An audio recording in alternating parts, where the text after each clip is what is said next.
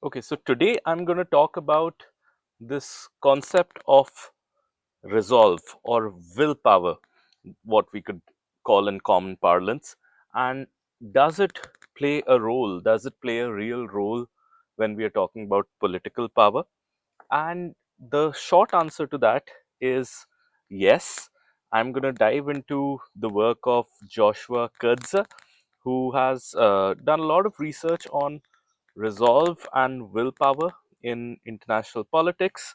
And I am going to be drawing upon his master's level thesis dissertation, but which is detailed enough, and that probably played a role in Kurtzer now becoming a professor at Harvard University.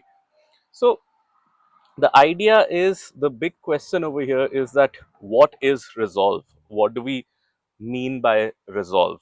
And intuitively we understand that very much. Intuitively we know that resolve is the ability to withstand pain. People have different breaking points. It is your ability to persevere uh, despite increasing costs. So at what cost will you call it quits? That is resolve.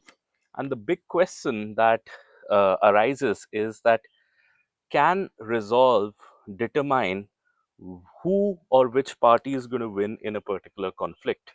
And the answer is yes.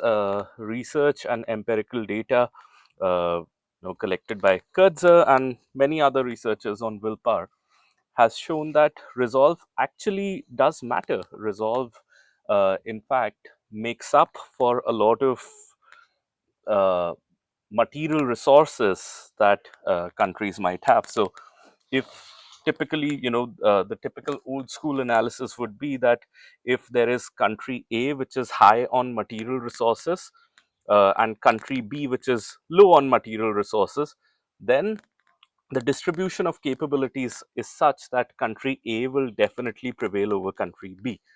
However, reality is more complex than that. In reality, a lot of times it is not just the material resources, it is also the resolve of a particular country, their elite, their leaders, their public at large, that matters. How do we categorize resolve into various different variables? That's, and how does it really interact with material capabilities? That's what this particular discussion is going to be about. So Kurtzer defines resolve as basically steadfastness of purpose. How steadfast are you in your purpose? That is resolve for Kurtzer. But according to him, it really can be divided into two variables that interact with each other. And you only find your resolve as an interaction of these two variables. Actually, according to Kurtzer, nobody really knows how much resolve that they actually have or how much resolve that the other party has. You can only guess, or you could make an informed guess based on observational material, but it's extremely, extremely difficult to know how much resolve a particular party or you yourself have. In fact, in wars, parties discover, or nations discover, what their breaking points are. How much resolve do they have when a particular conflict started, vis-a-vis when it ended. So uh, it's a self-discovery process in many ways, because if parties already knew uh, how resolved I am, how much resolve does the other party have, what are my capabilities, real strengths and material capabilities, and what are the others, then based on that calculation, war would not be uh, possible, or there would be no cause to go for war because you already know who's going to win or lose. So typically, a lot of times wars do happen because parties don't know their own resolve, and they don't know the other side's strength of resolve. So the question is that, what are these two major variables that determines how resolved a particular party is? And for Kurtzer, these are situational factors and dispositional factors. Situational factors are really, the real factors that you're dealing with. the costs and benefits of being in the war. How Kurtz defines it is how many casualties you've had. So the more number of casualties you've had, the lesser would be your resolve. So the resolve would decrease as the casualties increase. He also you know uh, talks about what are the stakes involved. So, for example, if a country is attacking another country, are there reputational stakes involved? But more than reputational stakes, what are the real stakes involved? What would happen if they back out? So these are the two main variables that Kurtzer looks at: reputational and uh, situational. So we discussed that situational variables are pretty simple to calculate. It's really casualties, and it's also what's at stake. And what's at stake could be materially defined differently by different countries, and it could have first order, second order, third order effects. So, for example, if I lose or if I back out, what are my allies going to do about it? What is going to be my standing with them? Or what are the material losses that I will incur with other trading partners, etc., etc. But the dispositional variables, those are pretty interesting, and that's why the leaders projected dispositional traits are important when assessing resolve. So dispositional traits, and it's not just about leader, by the way, it's about leader, elite, and the public at large. So but the dispositional factors, they essentially are four of them, and I'm going to read them out. Dispositional factors essentially involve time preferences, so which means that you know uh, whether an individual prefers immediate rewards, or do they have a willingness to wait for future rewards. So are you a long term thinker or are you a short term thinker? Typically the more long term oriented leaders or parties or people, nations, they tend to have greater resolve. So conventionally they say that countries like China or even Japan, they have a fairly long term view of things. And when you have a long term view of things, you can already know that this particular party would have a high degree of resolve. Okay. The second is risk preferences. So which means that what is the propensity, or what is this particular individual or party or country's willingness to take risk, how risk tolerant they are. Now, within risk tolerance, I would bring in a little bit of work by Daniel Kahneman and Amos Tversky from Thinking Fast and Slow, where they talk about risk preferences from the perspective of what's your reference point. So, if based on your reference point you are in the gain domain, so for example, if you are a person who thinks that we are better off than where we were actually earlier, then you tend to be more risk averse. And if you are in the loss domain, so if you think that I am worse off based on I'm worse off as compared to where I was earlier, then you typically become more risk seeking. And you could see that in the narratives of countries, for example Russia, Ukraine. You'd see that if Russia sees itself as worse off, Putin actually has quoted that the decline of the Soviet Union was one of the largest catastrophe of the 20th century. So clearly, Russia sees itself as in the loss domain as compared to its reference point. And once you see yourself in the loss domain, you tend to become a lot more risk seeking.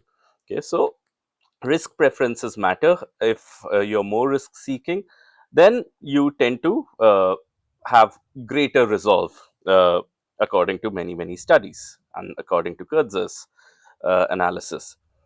Then honor orientation, that's the third one. So there are cultures of honor. So sociologists say that there are cultures of honor and cultures of law, and cultures of honor are usually those traditional cultures where honor, or uh, you know saving face is crucial, and there's an honor code that, I remember in my boarding school we had a lot of thing about batch unity, or honoring our house, so not losing matches or debates, etc., because our house would lose face. So if you are in a culture of honor, then you're more likely to you know uh, maintain resolve. Okay. By the way, I also have to say over here that the research also suggests that high resolve is not always a good thing. Sometimes high resolve can lead to unnecessary elongations of battles at great human costs and catastrophes.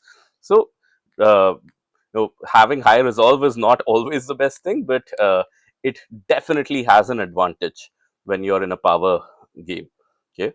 Uh, so the third one was honor orientation, and the fourth one that we are talking about is a trait called self control. And within self control, so self control could be really tested by things such as how much can you resist certain temptations, how much can you know there have been those experiments where children are given those candies, and there are many controversies around those experiments now, but uh, if somebody says that, if the researcher says that don't have that candy, and the kid says okay in front of the researcher leaves the room, and then the kid actually is not able to withstand the temptation and has that candy, that means they're low on self control. Okay. Self control and success, the correlation in individual life, that has been questioned now by many researchers, not getting in there. But self control, and a subcategory of self control, that's perseverance, which means that how long can you withhold pain, or how long can you go ahead without backing out. uh, that sort of self control is considered uh, highly correlated with resolve. In fact, you know some of these dispositional traits, such as time preferences being long term oriented, risk preferences being more risk seeking, or honor orientations being highly honor oriented, and self control, these are things that are not linear in nature. If you're high on them, then your resolve could be extremely high. And even if you are a player with lesser resources, there are greater chances for you to prevail. And we've seen this in many wars. In the Vietnam War, we saw that.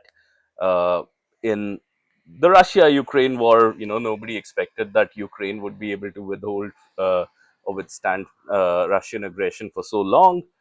And even in individual power competitions, you see resolve playing a role.